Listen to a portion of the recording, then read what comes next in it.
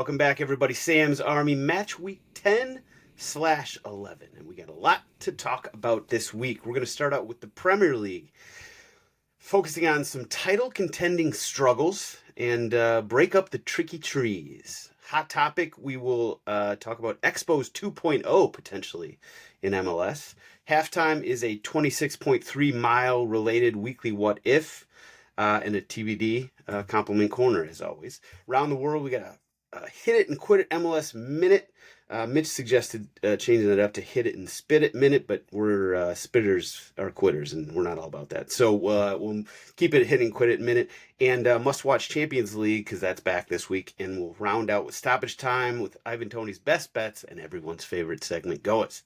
Now, time to welcome in this week's panel of beauties, and I am ditching the carefully curated, individualized intro questions that you guys are all used to just for this week and this week alone, and giving everybody the same question. Starting with, we'll go Tommy McGunner. Give us a little window into your soul, Tommy, by disclosing your absolute favorite and least favorite candy to get on Halloween. Oh, wow. Like licorice, so Twizzlers would be my least favorite. Favorite, I would probably go with, at least growing up, it was Kit Kats or Snickers. That is very generic, but okay, we'll accept that. We'll accept that. Next up, we'll go with Not a huge candy guy, yeah, so you weren't. Well, you're a professional athlete. I guess that tracks.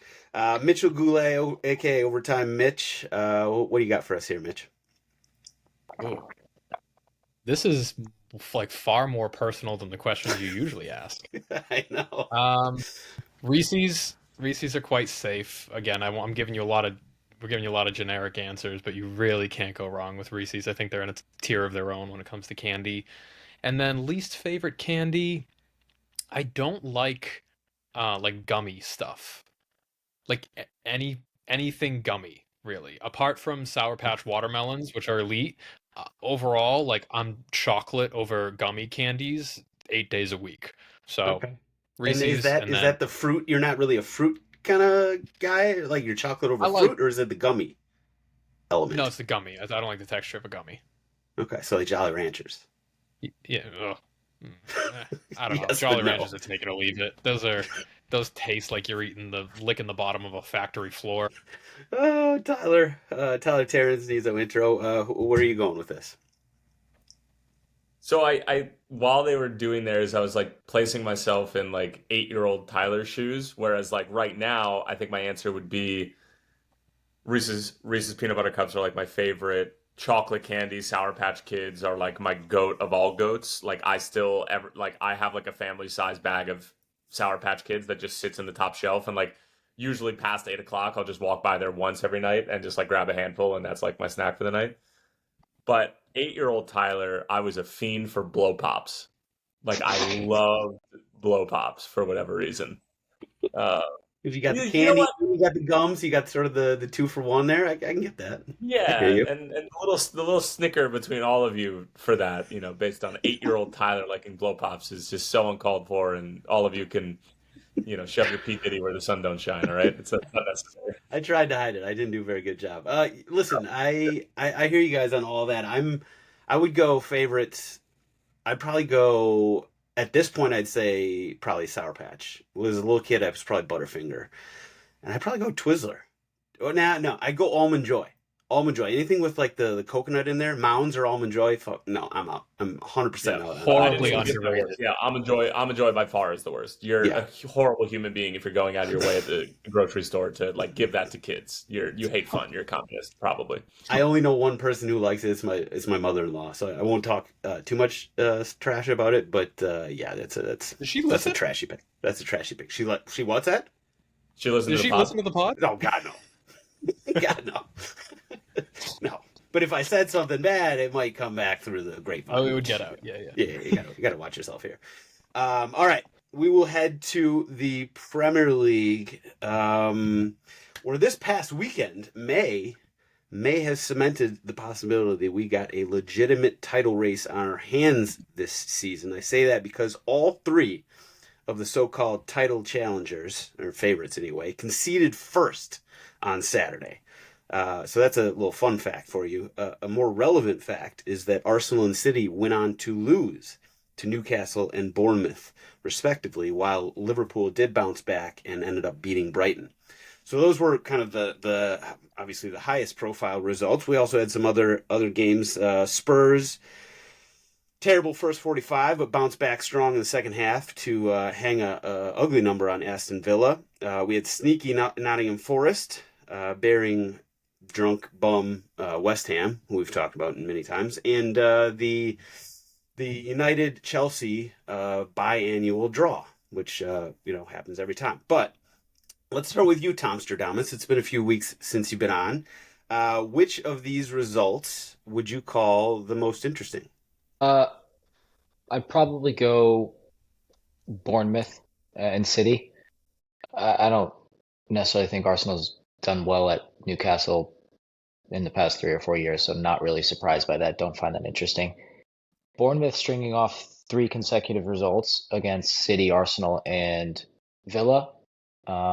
That's my most intriguing result for the weekend for sure. Fair enough. Fair. I mean, listen, Bournemouth. Yeah. Yeah. I'm just gonna give them little golf claps there. Mitchell. Where did Bournemouth finish? Who finishes higher up, Bournemouth or Forest?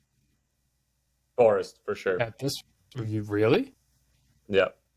I think Forest At this rate, Bournemouth. has a better team. I think the Bournemouth has a very good starting 11. Well, relatively good. Forest has a better coach too. Wow, I don't know if I agree with that, but I'm stuck. I'm stuck now. I tend to favor Basque region over Portugal, but when it comes to coaches, Just blindly? Oh, That sounds racist. coaches like their Sounds wine. racist. blindly, I'm favoring them. Yes, blindly.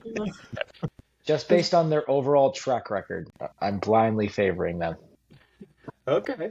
Oh, we're gonna get into Forest. We're gonna dig That's in like the most a little bit irrational here. thing that Tommy's ever It said on the was. pod. It was. Not making watch. Whoa, no.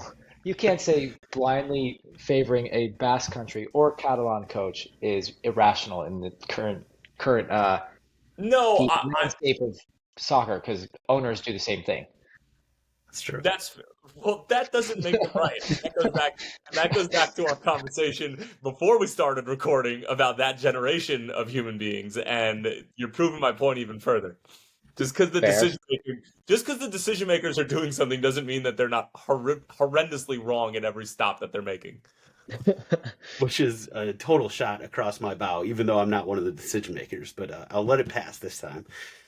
Okay, Mitch, you had your say there, but what's your most interesting result of the weekend here? Yeah, I'll echo that. It's Bournemouth beating City 2-1. I looked back. Do any of you know when the last weekend? I don't have the exact week, but do you know when the last weekend that City and Arsenal lost at the same time were? Would have Maybe been not as far back as you think. January of last year when Arsenal lost to Fulham. It was or 2022. what? It was the West Ham 2022. game. It was 2022. Oh, wow. The last time Arsenal and City lost in the league on the same weekend. Yeah, that was games the were other it? qualifier. Liverpool should have been involved. I looked it up on the weekend. I forget. I should have had that I think information. it would have been Arsenal West Ham like that year. Very likely. And He's then got that encyclopedic. yeah, you got a crazy Memory memory. But yeah, no, that result is definitely the most shocking from the weekend. We can talk about the Arsenal game if you'd like. I don't think we deserved anything from that game. We looked like a flat soda the entire game. I don't know how many XG we created, but it could not have been over 1. I think Newcastle deserved all 3 points from that game. We looked lifeless. I had another thought. Joelinton is the king of persistent infringement. That guy could foul 8 times in a game without getting yellow carded. It's almost impressive. And He each does that foul he is does it almost every game.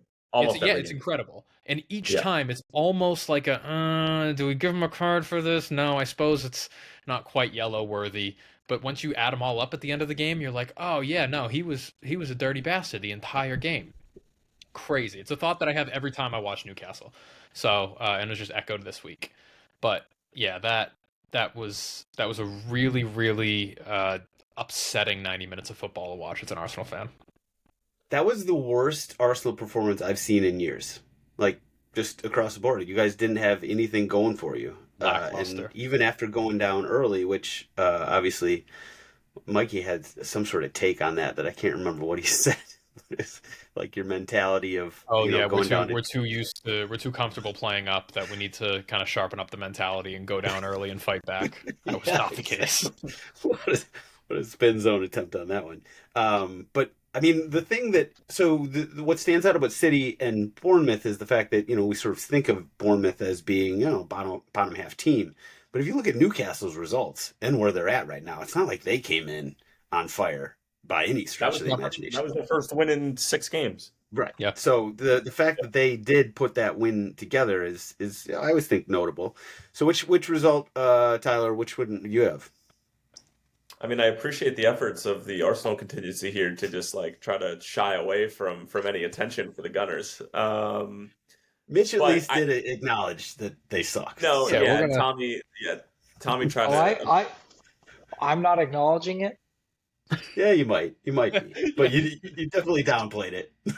I will say you're a better man than me. Like if I'm going to put on clothes after a Liverpool loss, I won't wear Liverpool gear for a week. I won't wear the hat. I won't it's like a reminder, and I can't do it. So you're a better man. I will say I have this cool old varsity jacket from Arsenal that I wore all weekend in New York after the loss, and I started some interesting conversation with random people. I think you get into more real conversation about soccer if you wear that after a loss, and everyone's like, "Hey, nice win," kind of thing. Like the people that attract you for that conversation, they know ball slightly more. Yes, that's fair. That's fair. You gotta be prepared to then take a little bit of shit, which Tyler may not be. He thinks he's part of my generation. That's not why. It's for my own good. Please don't act like I'm avoiding any sort of smoke over here. And the other thing too is that I'm usually the person to call out somebody who's wearing any form of Premier League gear. I'm always that person. I was at the Taste of Cincinnati last year outside in the middle of I think it was September or something like that, or October, and there were 17 different United kits that I saw, and I just had to I struck up a conversation with every single one, and my girlfriend literally just left me at one point. She just went to go check something else out because she was like, you're having the same conversation with 15 different people about what's going on with this team. Anyway, I don't know if I think that the Forest result against West Ham, in terms of I think that the City one is the most shocking, but the Forest result I think is quote unquote the most interesting. It's their 3rd straight win, and they're in 3rd place in the Premier League right now. 3rd place in the Premier League. They're on 19 points right now, so that's above Chelsea, Arsenal, Aston Villa, Tottenham, Brighton, Fulham, Bournemouth, Newcastle United, etc., etc. 3rd place in the table. We have not really talked much about Forest this season. So we did do a little bit of research out of this so we could leave. Tyler, what is this team for real, and is this sustainable? My answer to that, I think most years would be no, they're not for real. And no, this is not sustainable, and they're just another flash in the pan, one of those teams that pops up out of nowhere that makes some noise in the first 6 to 12 weeks of the season. And you're just sort of this is fun, this is cool, this is new, great energy, with the supporters, and then they fall flat when the games start to come hot and heavy. I think this is different. I think it's different for a number of different reasons.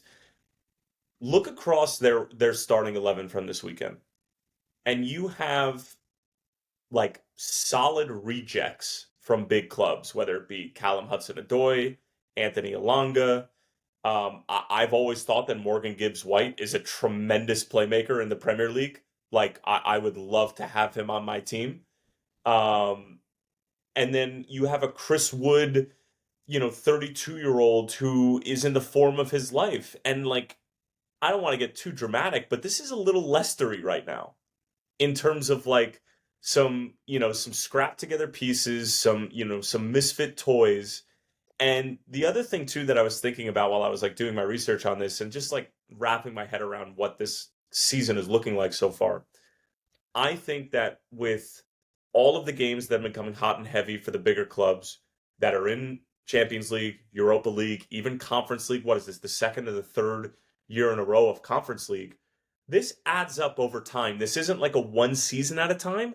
And then you throw in the Euros from this past summer. So all of the best players on the biggest clubs are running on fumes. I think the winner of this Premier League season is simply who's going to be able to stay fit the longest or who's playing in the fewest amount of competitions.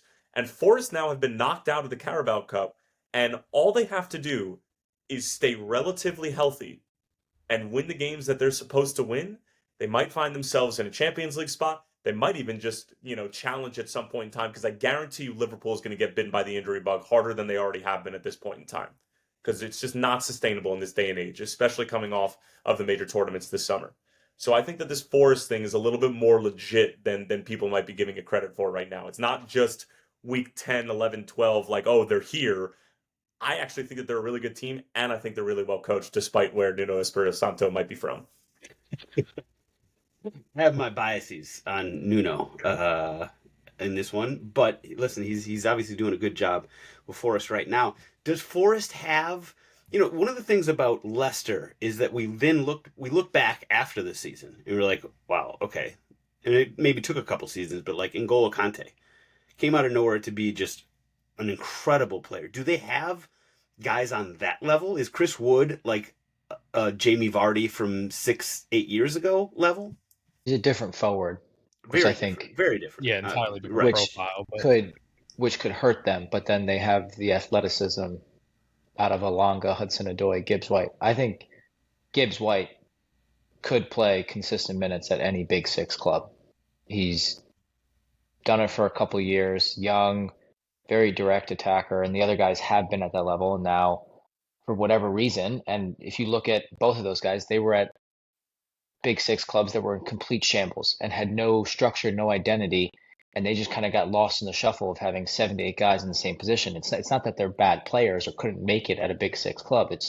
I personally think for those guys especially, it was just like an unfortunate situation. But I actually agree with Tyler on the Leicester comparison, but I will make that decision on December 27th because they play 6 of the Big 7 kind of thing between now and then. So I think if they get through that, and that's basically halfway through the year, and that's when we kind of started to take Leicester seriously, I do think that they can. I don't know about challenging for the title because who knows, but I do think they can like legit challenge for top 4 because it's a down year for the top 4 or the Big 6, which was the same thing when Leicester won. All those teams were either in a transitional year or just flat out sucked for their standard. Or and I think Tottenham, which yeah. So That's a good point. There's a lot of things there. Like the fixture congestion that Tyler brought up is an important one, and this is a multi-seasonal thing, not just a one-year thing. The fact they got knocked out of EFL Cup, I think they lost to Newcastle, and I think it was the first round. Like that, there are things that are going in their favor. I don't think that they have a top 4 run in them, and certainly not title contention, but I do think that they could be a European team. I mean, they have. Marinakis has also put a lot of money into this team. This isn't like just a first 11, which actually might be a difference between Leicester and Forest. Forest has a little bit more sort of, they got some bench guys, they got some sustenance there, which helps them. Whereas Leicester, one of the things about that Leicester run, it was incredible how healthy they stayed. Their entire team was healthy the entire season, and they needed it to be that way because they did not have a bench. So in a certain sense, Forest actually has a better chance than I would have said Leicester does at this point. And their fan base is outrageous. As this season goes on, if they continue to do well, they will have that behind them to the absolute max. They love it. And the one other thing I wanted to throw in there is that they've already beaten Liverpool away. And you know how we always talk about like, oh, we still don't know what those results in the first 4 or 5 weeks mean because you don't know exactly who, quote unquote, you're playing against, whether it was a good or a bad or a mediocre result. Like that actually isn't a horrible result for Liverpool right now. Again, this all could change. But the other thing too is that they've had 2 different games where they've gotten red cards and they've still been able to get points out of it. Like they don't give up many goals. they're not banging them in left and right against the big six clubs, but what they are doing is like they're beating the teams that they're supposed to beat, whether it be Leicester, whether it be West Ham, and then they're like incredibly resilient and they have just enough athleticism. And Chris Wood, who's like Mr. Opportunity right now, he's everything you could want in a poaching sort of like all I need is one or two chances and I will get you one at some point in time. And Nuno, and to challenge Sam, your gripes with him at Spurs, his style is not for a big six club. Yeah, agreed. He's You're right. more suited to this at Forest. Yeah. And to be an underdog and to play against the ball, he's not a big six coach. Right. Unless, he's back at sort of the Wolves level, which he actually did quite well with as well. Now we've pumped Forest's tires quite a bit here. I'll throw two other things out though. Number one, their schedule, other than that away game at Anfield, their schedule has been relatively I don't know, what do you call it? Easy. There's no easy schedule in the Premier League, but it's been pretty what you would sort of call easy. They've also I had another one that I would say that Vardy is the type of striker for Forest in that crazy season that was perfect for that type of thing. Whereas Wood is a guy that you do need to give some service to. Like Vardy could come up with a goal by himself, the only guy in that half of the field. And I remember he did it multiple times. I think once against Liverpool. He came. Yes. He would come up with an incredible goal just all by himself. Wood's not going to do that. Like that's not Wood. So just sort of throwing some nuance into there. But listen, I think we're all sort of quietly, or maybe not quietly, impressed with where Forest are and sort of their whole profile at this point. The other thing too is that they're on 19 points. Like a win from Chelsea, Arsenal, and Villa each, and a loss from Forest, and they find themselves down in 7th or 6th. You know what I mean? Like this can all change in 3 weeks, but they could. I don't see that happening given the fact they're not in Europe, they're not in the Carabao Cup. Like I think that availability is going to be arguably the biggest premium this season, comparatively to years past. So quick shout out to my guy, Ryan, Barstool Chief, who is a big Nottingham Forest fan, and has been for quite a few years now. I asked him, like, so has your expectations for the season changed, as the season's gone on? He said that in August, I would have been happy with 12 to 14th, but it's a different ball game now. I think they can play with anyone. Europe is the goal, which I think is fair. I think that's a fair assessment. Okay. Any other games, results from the weekend, or should we move on? Mentality Monsters are back. Arne slot Mentality Monsters, and we're coming for that ass. So one of the three, you all conceded first. Arsenal, no. City, Liverpool. Two-horse race. It's a two-horse race. So we're down to City and Liverpool. Maybe Forest, right. Okay. Tweedle's notably silent after that, although they're shaking their heads. I mean, stale, flat soda is a terrific description of what they look like. And I think multiple weeks without Odegaard is just that international break killed you guys. Each minute without him shows just how important he is and how nobody can play in that role but him. Also mentioned, so Spurs took care of business. The scoreline looked great. The first 45 minutes did not look great. So whether we can put together like a 90-minute performance, I don't know yet. Because we didn't. I thought you guys were going to be toast without Van de Ven. Toast. I know. I think I was the one that was doomsdaying big time in the chat. We got Dragusin and Ben Davies as our center backs. Oh my god, I was shitting bricks. But yeah, that second half just shows what we can do, which is great. I mean, listen, this week was incredible. We beat City, and yes, it wasn't City's A team, but like they had listen, City's B team is as good as most teams out there, and then we just put a hammering on Aston Villa in the second 45 minutes. I love this team. Injuries are a problem. And we'll see. And Van de Ven, we got away with it against Aston Villa. We can't do this long term without him. Anything on United and Chelsea 1-1 draw, other than the fact that this is what always happens when they play each other. That game Garnacho had decided to. Go ahead, Mitch. That game was end to end with no chances, which was really really strange. It was True. open as all hell, and it was played everywhere but in the 18s, which was just weird as shit. Yeah, weird watch. It was. As somebody who was like living and dying with the over on that game, I was like, as the game went on, I was like, this is great. This is great. I got it. Yeah. It's just coming. It's just a matter of time, and it just never came. Tyler, what'd you have to say? I thought if Garnacho decided to show up, then United probably could have come away with 3 points. But he just did not decide to show up. And I think that I would rather have Cole Palmer on my team at this point in time than Phil Foden. I think that Cole Palmer can fit into any system, whereas Foden is more system based, and I don't even Palmer think is that's just. a hot take. I think that's It's not a hot take, but I think a few weeks ago when we were having this conversation was a little hesitant, particularly with the season that Foden was coming off of last year. And then watching him every single week is just it's so much fun. And like the way that he touches the ball, like breaks presses on his own, his range of passes, his finishing ability, everything is just he's the best right now in the Premier League for me. I mean, he's incredible. He really is. All right, we will go to FPL quickly. FPL leaderboard. Let's see what we got this week. Not Mitch a is great- the only one who had a worse week than I did. We have a real mentality problem in the clubhouse. We have folks who are on the bench that should be playing. We have folks that are playing that should be seated well on the end of the bench. I went to the transfer market this week and we did some restructuring. We kind of reworked some tactics as well because I think similar to Arsenal, we just look flat.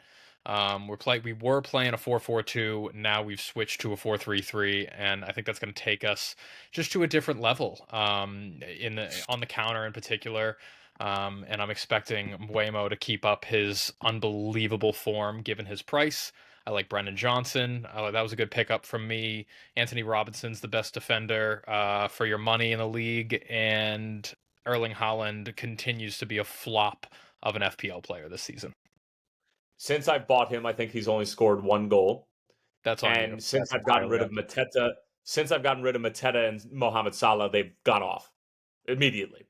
I just don't understand. I don't get Each it. year I play, I choose to not pick up Salah because I'm like, I know he's going to bag as many points as any forward in the league, but he's just not worth the price. Now it's Haaland who's very obviously not worth the price, and Salah looks like a steal. Yeah. Shout out to the people on top of the Sam's Army podcast league at this point. We actually have a new leader, Cold Palmer FC. Aditya TVs. You are number 1 in the league. That was a 59-point week from you. Wow. Habs 11, Jack Habersat. You are second. Major League Soccer, the better one. Fraser Connor is in third place. On Porrowed Time, Shane Dunn in fourth, and then Connor Lipinski with So Salah Can Wait, fifth place. By the way, I think somebody overtook me in the Sam's Army Council of Elders. Yes, Mikey Fowler, the Major League Soccer, not the good one, the bad one, is in first place, followed by Sam's Army, Mitchell Goulet, Tyler Terrens, and McGunners. You did have a big week. Big week for McGunners. Yeah. 42. Ooh, okay. You're coming up on us. All right. Now, weekend ahead. Got some big ones. Chelsea hosting Arsenal. Liverpool hosting Aston Villa. Brighton hosting City. And then, of course, the drunken bum fight of the week. West Ham hosting Everton. Okay, Mitchell, let's go to you. What game are you most intrigued by this weekend? This weekend, Liverpool Villa. To be honest, yeah. I think if Liverpool are going to continue in the title contending form that they're in, we're going to see it.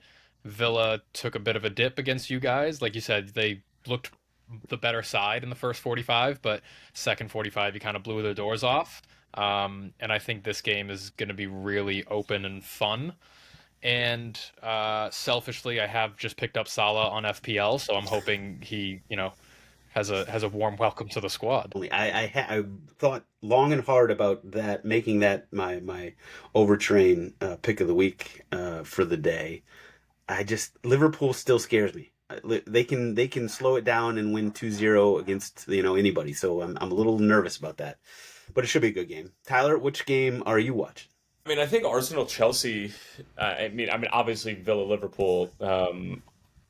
For the fact that I am a Liverpudlian as well as what Mitch was talking about, but I think from a storyline standpoint, I mean, this Chelsea Arsenal game. If I were to have told you that Chelsea could potentially go 3 points clear of Arsenal after week 11 or 12, whatever it's going to be, I think most people would have called you crazy for how much shit everybody was giving Chelsea at the beginning of the season and how diabolical we thought this. I mean, people thought, including myself, thought that Enzo Maresca was going to be gone by Christmas, maybe even earlier than that. And they have a chance to potentially, crack top, or where are they right now? Crack top three maybe, and start to really look like a Champions League side this early. Is pretty cool. And again, I'm really enjoying Arsenal struggles right now. Really, really enjoying it. From what I understand, more than I thought I would.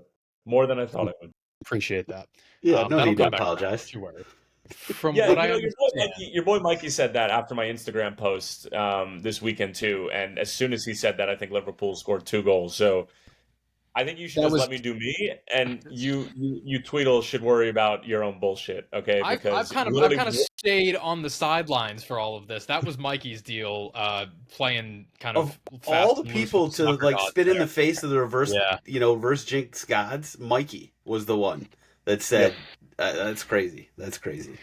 I do want to Okay. note that there's a better than 50% chance that Odegaard plays this weekend against Chelsea. Change things if he's Yeah, but healthy. how fit is he actually? I don't know. I don't know. Me? Any games other than the ones we've talked about? No, I'm doubling down on Chelsea Arsenal. Arsenal's got Inter Milan away midweek, then away to Chelsea. Their sporting director has just stepped down. They fired their women's coach about 3 weeks ago. There's a Gaspar bunch of stepped down? yeah, stepped down today. Why? Fired their women. Well, planning to step down at the end of the season. He's Oh, taking oh. he's taking over for Forest, I think, is what I've heard. Massive CEO club. CEO at Forest. Yeah. But yeah, with all that going on, there's clearly something that's like off about the club right now. So this is a massive week for them to change their season around. How did that happen? How did it go from Arsenal being like favorites to win the title like 5 weeks ago to the fucking cleaning house, everybody leaving, and I mean, I don't know. It's quick how quickly stuff changes. You're like, Chelsea's a shit show, and they've straightened the boat, righted the ship, whatever you want to say. Yeah. Well, quickly, I actually wanted to ask you guys more on Edu leaving. But quickly, one other game to watch this weekend, I think anyway, Nottingham Forest hosting Newcastle. Newcastle obviously has had a tough run so far, but listen, beating Arsenal is nothing to sniff at. Wish Spurs could do it. But Nottingham Forest, we've already talked about. I think that's a big game on Sunday. If Nottingham Forest is going to be this team that we think they are, that is a game that they should win. So it's a game I would circle as well. Back to Edu leaving. I think it's official that he's leaving. It's not official that he's going to join Marinakis's, Olympiacos, Nottingham Forest, Rio Ave, and I think they're trying to buy another one in Europe. But it sounds like he's probably headed that direction. Is this what do you guys think? What do you guys think about this? I don't get that. I don't get that. He's been here what, for 6-7 years? Tommy? Yeah, since July 2019. So Okay, that 5 so or he's been there 6. for 6 years about. And you just now this season are starting to like be recognized as true title contenders. You got past your round of 16 in the Champions League, whatever. You got to a quarterfinal last year and everything, and now all of a sudden you're going to jump ship. Like when you just are about to like crack the code and actually achieve the things that you probably set out to do when you came in charge of our. Don't give me the money thing. Like he's what? What else is it? What else could it be? It's got to be money. Who's offering more money than Arsenal? Is he living on food stamps at Arsenal? Like I don't Yeah, understand. Definitely not. But I do think that like the sporting director roles are underpaid in soccer compared to like what people think and what they are in other sports. And he's going to have CEO, so total control. I have read some stuff that's what he wanted at Arsenal, and Arsenal is like not willing to give him that. So it might have been Total some sort of control in power what? struggle. Total Like control.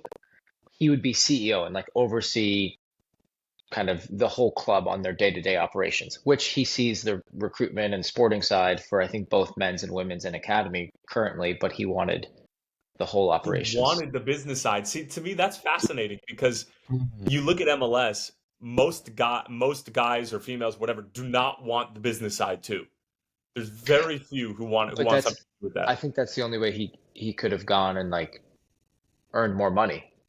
That's if those are the two things that people are saying. Like his salary is getting tripled. Let him go then. Let him go then. That's pussy shit to me. Like if he's yearning for the business side of the game, then I don't know.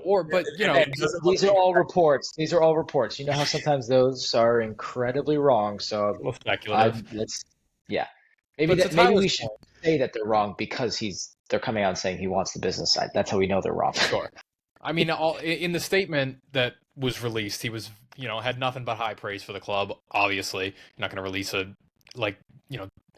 defamatory statement in the middle of the season. But to Tyler's point, does he see something? Does he view this club differently? Does he view it as last season was the peak? This season, the cracks are starting to show, and maybe he's not getting out, before the ship sinks, but maybe he's just not ready to take another mountaintop with this team. I love where I your head's at, understand Mitch. it. Love where I your don't head's at. Fuck all the way off. Clip this. I wish I could hide and mute you right now. Shut up later. Shut up. I am speculating as to where his head may be at, because he saw the best Arsenal team that we've had in decades last season, and it fell short. So what is that? What kind of confidence does that inspire for somebody who is in total control of that on the footballing side? We've made it clear, not the business side, and has just seen second place be the absolute best that we can do. Is his mind at, is that it for us? Is that our ceiling? I don't know. Food for thought. It's shut the fuck up. I don't want to do it. His perspective and sort of putting our just guesses on his views of it. It certainly looks a lot different now than it did about a month and a half ago, when Arsenal was sort of world beating and all that stuff. So interesting. All right, we'll go to a hot topic here. So we're moving off the Premier League. We're moving on to, as I said, hot topic. Per local sources, CF Montreal is seriously considering relocating from Montreal to Detroit. So obviously this is Montreal Expos 2.0 for Montreal fans. So part of the rationale of this is tied to reports that MLS may soon transition to a fall through spring calendar to align with Europe. Saputo, the owner, number one, he does not own the land on which the stadium is bought or is built. And number two, apparently pinched some pennies when they built the stadium, and he does not have a heated surface. So obviously that would be a problem if they're going to be playing from fall to spring. So Tyler, I'll go to you first. You're a resident MLS expert here. So there's some monetary incentives, is what I'm trying to say, for them to move at this point. Do you think it happens, number one? And number two, is there a universe where this could be a good thing? Don't think it'll happen, because I think that there are other ways that if we are going to move to the European calendar that you can get around. I think that there will be a 4 or 5 week break during the winter, is sort of like what the reports are coming out and saying, number one. And number two is that, if you're Montreal, from when the break starts to when it ends, on the either 2 or 3 week side of that, you're going to play away games in the South, in warmer climates, and then you're front loaded. And then that way we also don't have to have games in the scorching heat every single weekend during the later months too, or the earlier months in the season, depending on when it is. So I don't necessarily see it happening, because I do think that there are workarounds. And I don't really think it's a good thing, because Montreal's fan base and their supporters, and when that club is good, is actually one of the most underrated in MLS. So I'm not a huge fan of it. I think it's tremendous support over there. Montreal's in a world-class city, a rich soccer city. So not a good thing. 100% cosign. That was the point I was going to make if nobody else did. When I was in Montreal, I've been in Montreal several times, but first of all, I love the city. love Montreal, the city itself. I was shocked by how much. I mean, like, yes, there's 8 different channels that are on hockey every single night, but there was a lot of people out in the just sort of out and about wearing Montreal, club. It was the Impact at the time, but like there were just so many clear people who were fans of this club and they were into it, and there was a lot of media attention around it. I was shocked by how much sort of fan interest there was. So I would say that to be a terrible move for just the league, for fans, for everything. Obviously, for the owner itself or himself, whatever. I have no sort of insight into that. But yeah, I think it'd be a terrible move, and I really hope they figure this out. Anything to add, Mitch or Tommy? Yeah, I think Yeah, generally. Go ahead. I'll co-sign all that, and I will add that Detroit doesn't like anyone's hand-me-downs. They want the underdog feeling. That will not go down well on the receiving end either. There we go. We got to see That is that's that is why, one thing I was gonna. of course, Yeah. Tommy's got boots on the ground knowledge of that. Yeah, Mitch, what do you got to add? I think generally I am anti sports franchises relocating because it feels really disingenuous to the cities and the fan bases that helped build the franchises. Add another thing, I think if you are a sports owner in Montreal that plays an outdoor sport and you have the oversight to not have a heated surface, that's kind of on you, bud. And then two, three, I just don't think, like Tommy said, the city of Detroit with Detroit City FC would appreciate another club coming in and, being big bro right off the bat.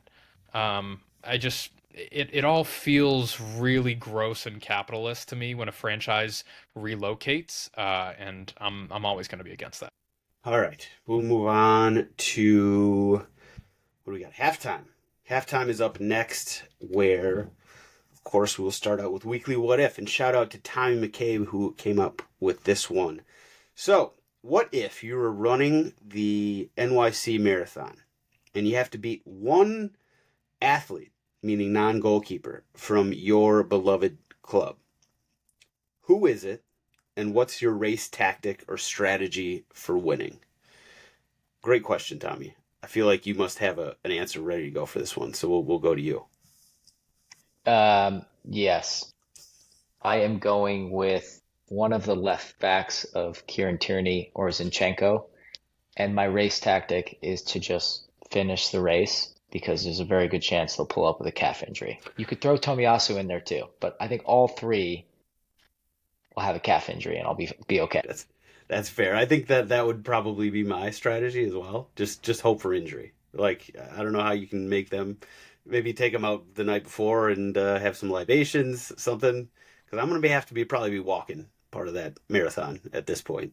So I gotta hope for an injury. Mitch, what do you got? Yeah, so when Tommy sent this, I read it wrong. I thought you asked a member of your rival team's club, if you had to beat them. So I am going with Richarlison, and my strategy is to make him get into a fight really, really early. I'm gonna start alongside him, and I'm gonna constantly bump someone else into him every single step of the way. And I'm going to spur or inspire a fight between those two people, and hopefully get him kicked out of the race by like mile 3 or so, and then hopefully I can finish. I think Richarlison probably would have been my guess too, or at least my pick as well. But I think it was for the injury reason that I think he would have pulled up lame at some point. Tyler, who you got? Jota made of glass, hamstring, 5th mile, done. There's no chance that I could beat anybody, even with like, a scooter. I could probably have a scooter for part of the race, and I still wouldn't beat any of these guys at this point. Van de Ven would probably sprint it at 23 miles an hour right out the gates and would die by, mile 20. So you might be okay with that. I still think he would probably die, and then, well, at least die sort of figuratively, and take a little nap, and he'd still finish ahead of me. So I still got to go somewhere else. Yeah. That's a great question, though. We'll move on to Compliment Corner. Who have we talked a bunch of shit about so far this episode? Not Forest. Probably Arsenal. Yeah, that's actually a fair point. That's a fair shout. Yep. Okay, Tyler, I think we got to start with you. I think Tweedles will have no problem coming up with something. What? They don't get to participate in this. It's just me and you. They don't get to do this. Okay. I think it'll be harder for us to come up with one right now. Stop it. Stop it. I'm serious. I'm dead serious. Put him in timeout. Put him in timeout. I just love that they're acknowledging that their fan base is so toxic. I love this. I love this for you. Who said that? Well, if Tommy can't even say something nice about a club, that's toxicity right there for me.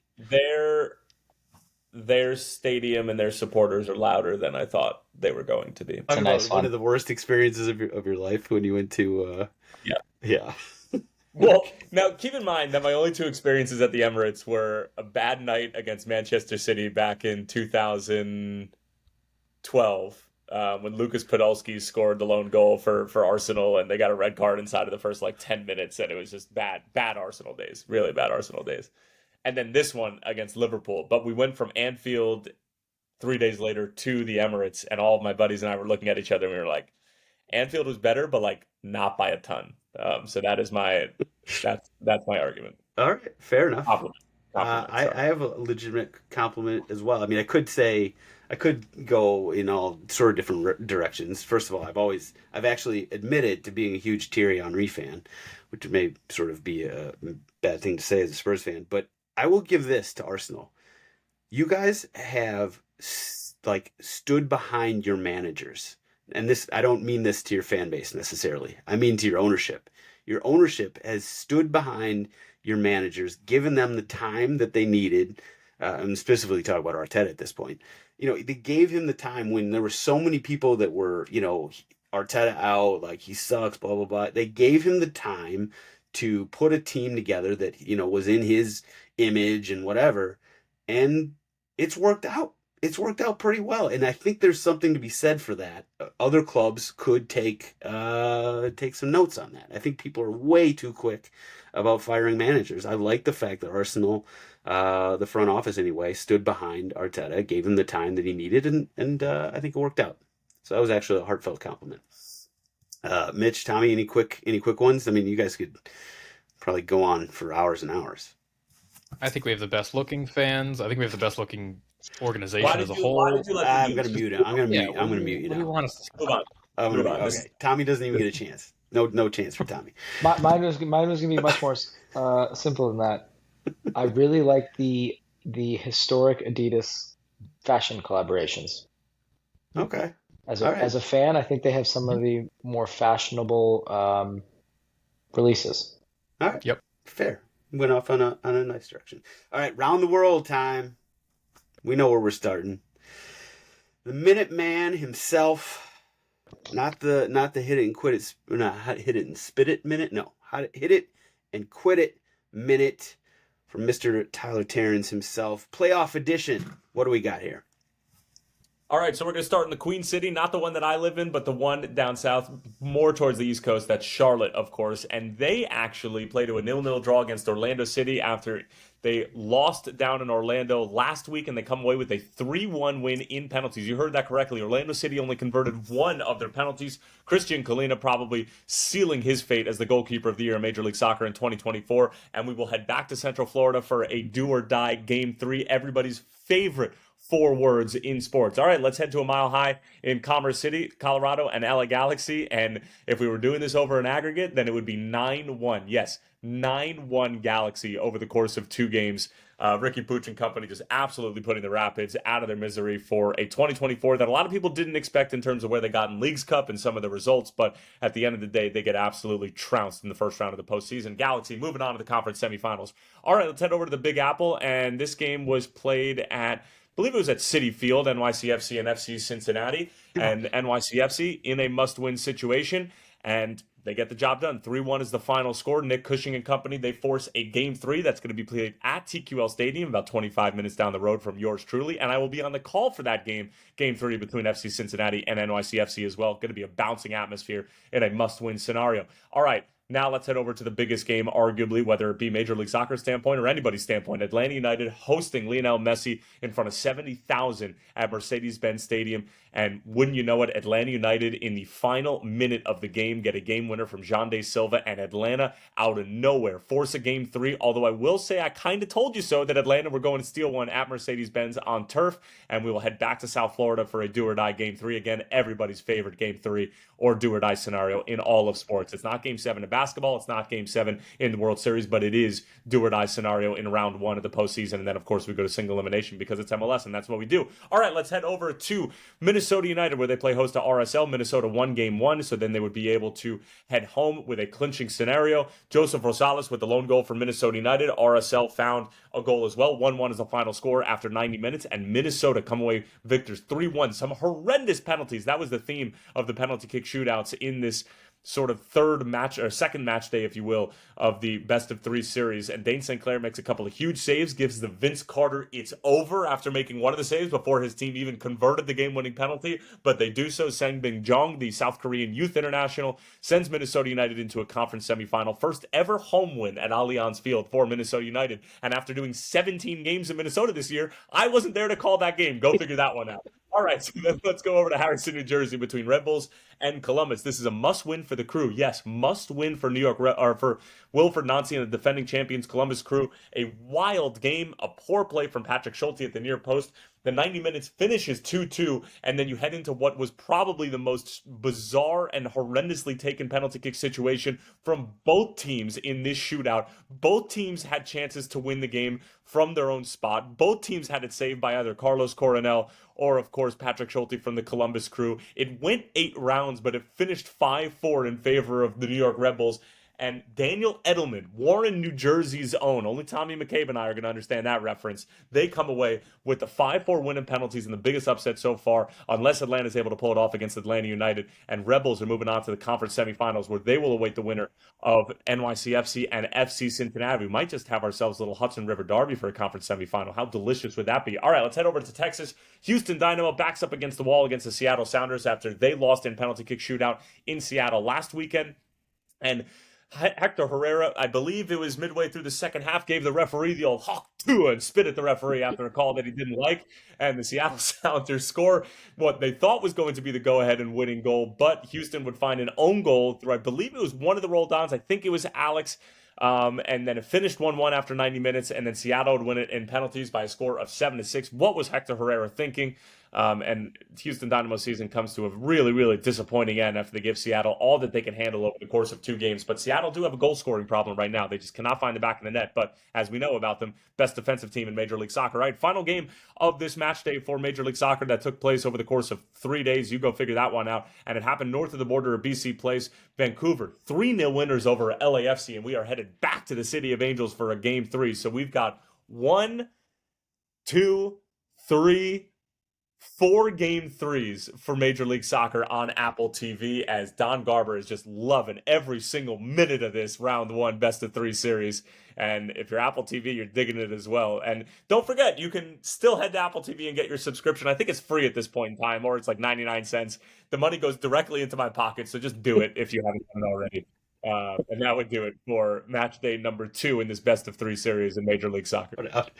Well done as always on the hitting. I literally spit on my computer when I did the Hawk to it. I need to clean myself up a little bit after the MLS Hit-It-N-Quit and spit on it minute. I love that. All right, we were quickly, before we head on to stoppage time, we have Champions League back this week, so everybody gets one must-watch game that we're going to be watching this midweek. Tommy, what game you throwing out there? On Liverpool Leverkusen, Xavi Alonso's return to Anfield, and I think they both play some of the best soccer in the world, so that will be fun. That's a great call. Mitchell, where are you going? The easy answer is Inter Arsenal, because I think it's going to be a real character-defining game for us, and I'm not looking forward to the dialogue that we're going to see on the internet when we finish that game. I'm not expecting much from it, to be honest. I think Inter's in fine form. They didn't look great on the weekend, but I still think they are poised to take all 3 new Champions League format points from us, and I'm not looking forward to it, to be perfectly honest. So that's one that I will be dreading but watching. Tyler? Sporting and Manchester City. I think it's going Sure. to be one of Ruben Amorim's last games in charge of Sporting, and he might just, already get on Manchester United's good graces and potentially beat Manchester City in Lisbon. And I like them. That might be part of my Ivan Toney's best bets as well. So that's the game that I want to watch. Good tease. Good tease. Well, obviously Real Madrid hosting Milan is one that all Americans will want to watch with Christian Pulisic and hopefully Yunus Musa playing a part. My must-watch game, though, is going to be PSG and Atletico Madrid, two teams that have started the Champions League in whatever the opposite of fine form is and come in needing a win. I think that game is going to be a fun one, which also is a tease for later. We'll get to that. We'll move on. Stoppage time. Ivan Toney's best bets. Okay, I'll go first. And I'm going to keep it quick. I'm just going to hit you with it. Overtrain, 5-a-side, best bets, Wednesday through Sunday, one a day. Last week, by the way, we went 3-2. So not a loss, not a huge win. We'll call it a little bit of a draw with maybe a little plus. But this week, almost forgot. Didn't forget though. We got the hat on, so this one is an official week. We're going to start Wednesday with, you know it, PSG and hosting Atletico Madrid. These games, they're desperate. They got to score goals. Thursday, we are going to Europa. Elfsborg is hosting Braga. Friday, we're going to MLS. LAFC hosting Vancouver. There's got to be goals there. Saturday, Darmstadt and Hertha Berlin in Bundesliga 2. I know that's going over. And then Sunday, Midtjylland hosting Viborg. Viborg, by the way, is just an absolute beast in the overtrain / best both teams to score categories. So shout out to Viborg. I love you. All right. Mitch, where are you going with your best bets this week? Sure. Nothing crazy. 3 money lines, 3 different leagues, all in the same day. City, Atletico Madrid, and RB Leipzig, all on the weekend in the league. You put them together, it is plus 488. City is only minus 135 right now, money line against Brighton, and I feel like the book is reading a little bit too much into that Bournemouth loss. It's Manchester City. When's the last time they lost back-to-back games in the league? Come on. As an Arsenal fan, you're covering your ass on that one. But yeah. Yes, I think Tyler was actually going to disagree with you because I think he thought you were going to pick City in Champions League. So Tyler, what do you got for us? Yeah, you said weekend for sure. I like Lisbon at home against City in Champions League. I also like Real Madrid to win by two goals or more against AC Milan. I think that they're going to come out angry. I think that they're going to be spitting fire, and Milan is vulnerable. I don't know exactly what that's going to take you to, but it's going to be some ridiculous number that you probably shouldn't bet on. And by the way, I heard that my guaranteed bet, the LAFC and Cincinnati game, went way further than I actually thought it did. There were people running around showing people this is a lock, this guy works in MLS, and it went way beyond the people who Venmoed. No. We learned a lesson. We learned a valuable lesson. All right, Tommy, where are you going? Ivan Toney's best bet.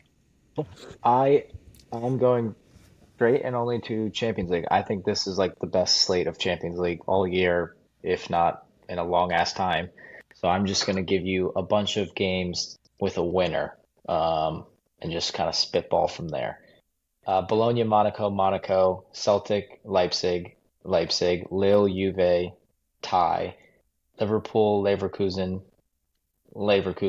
Madrid, Milan, Madrid, Sporting, City, then Bruges, Villa, tie, then Bayern, Benfica, Bayern, and then Inter, Arsenal, loss, so Inter win, and then PSG, Madrid, tie. And then this is actually my favorite game. This I have no idea which way this is going. This is a 0-0 or 3-3.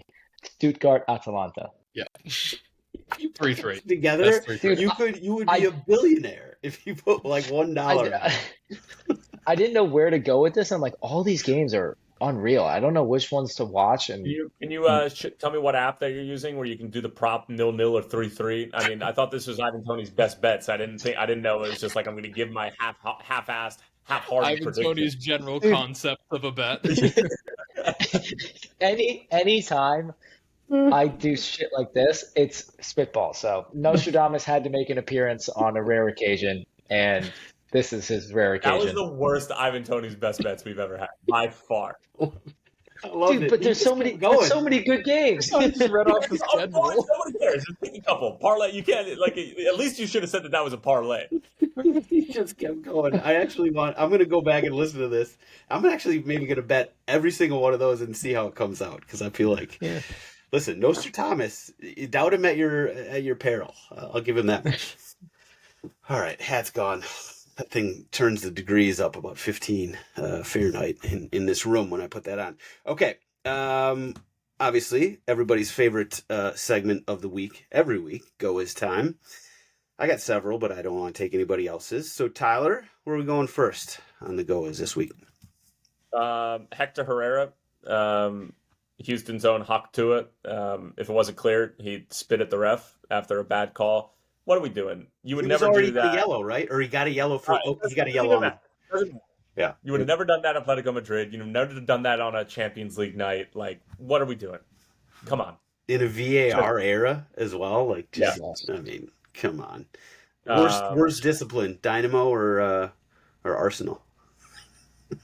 Second red card they got in the playoffs. Arsenal. Yeah, back to back. Yeah, Kobe Yeah. Karaskia got one last game too. What did he get it for? He got it for. You weren't on the episode last week, so he got it, and we didn't see the replay for a number of different reasons until like in the post game highlights.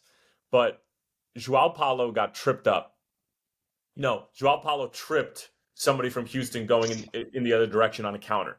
So the referee was 100% bringing out his yellow card, and like obviously you have to wait for the referee to blow his whistle, and there was no quick restart to be had.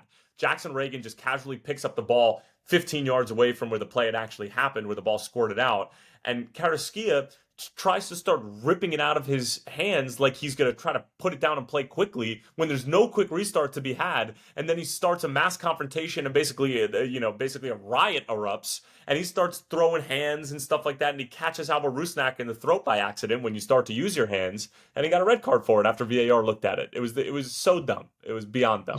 That's like kudos. Yeah. That's actually worse than Arsenal, I think. That's terrible. Those two red cards in playoff games. Yeah. That was one of my honorable mentions. Mitch, who you got? I get two. One is Mario Balotelli for coming back to the game. I'm sure you had that written down. Coming back to the game, subbing on late, and being rewarded with a yellow card within 5 minutes of his arrival. Just classic, beautiful Mario Balotelli. Never change. We love you. And then the other is more of a trend that I'm seeing on social, which you haven't asked me about social trends in a while, and I'm not begging you I'll have to add that. but this is one that barbers have done, where they will have a barber cape of a rival team, and they'll throw it over the person in the chair, and they'll see how that person reacts, and it's good content for everybody. And I've seen some people straight up like, nah, that's funny, but get this the fuck off me, or I'll like get out of the chair and leave. And then I've seen some people be like, nah, all right, so can I get a fade, like a low taper here? And I'm just curious how everybody on this pod, how listeners, how would you react? How would you honestly react, Sam, if you got in a barber chair and of a long-time trusted barber and threw an Arsenal cape over you and said, all right, the usual? I would definitely be among the people who would laugh at it and be like, no. Like, you got a different, you got a different one. I'm not going to get mad. I'm not going to let him cut my hair with it on. You're too nice. You would just laugh at it. You're too nice. You wouldn't say anything. I'm nicer in social media world than I am in real world. Don't meet your heroes, kids. That's what I tell myself anyway. I'm like in the real world. Oh, you're kind of a badass. I'm probably not a badass at all. Listen, just let me live with my own dreams. Okay. That's what I think that I would be like, that's funny, get it off me. I think that would be my reaction. Okay. I've seen you in your house with your wife. You're a gracious host. You're a caring husband. Like, you're not a badass. You ain't him. That's not you. I like this. Clip that. We'll hopefully get that out there. All right. Who I've asked Tyler and like my brain goes to mush here. Me. I gave you a couple compliments and it broke your brain. It did. I had nowhere. I had nothing. I had no comeback. I'm not good with compliments. My wife always tells me that, and it broke my brain. Now you know how to break my brain very easily. Tommy, who you got? Tyler alluded to it earlier. I'm going with Daniel Edelman. Um, Great guy, New Jersey guy. Can't go wrong with either. Scoring the winning PK to send your team in to the next round as an underdog is unreal. But I think it was for their PK during the game where there was the mass confrontation, people delaying the pen, and he just took another ball off the side of the field and stood on the penalty spot. That was a next level play to diffuse the situation and get I think it was Forsberg to score. So he's making the small plays and he's making the big plays. He's a great dude. You love to see those hometown stuff. Good shout.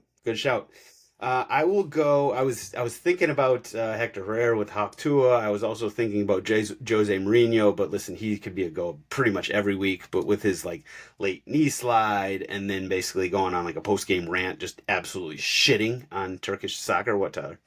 Also, just what is this? The year of Hawk Tua? Like Brian Vera got sent off for spitting on Michael Boxall a few weeks ago before the playoffs started.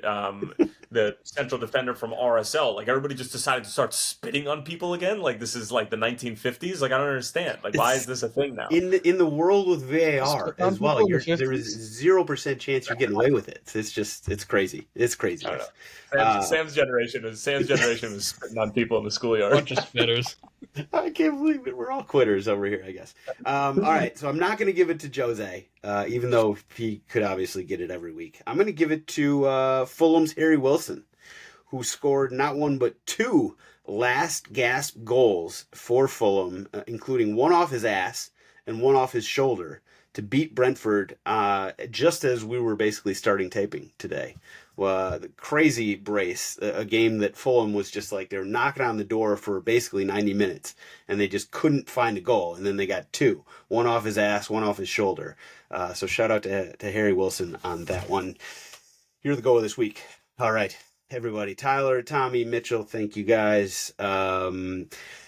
Mike will be back soon. You guys may hear from or hear about Nunu, Nerdy and Seder quickly or soon. Shout out to him who's going to be handling some clipping of videos. So keep an eye out for those. Take us to the next level. And that's all we got this week. We'll be back bigger, better, faster, stronger next week. See you guys then.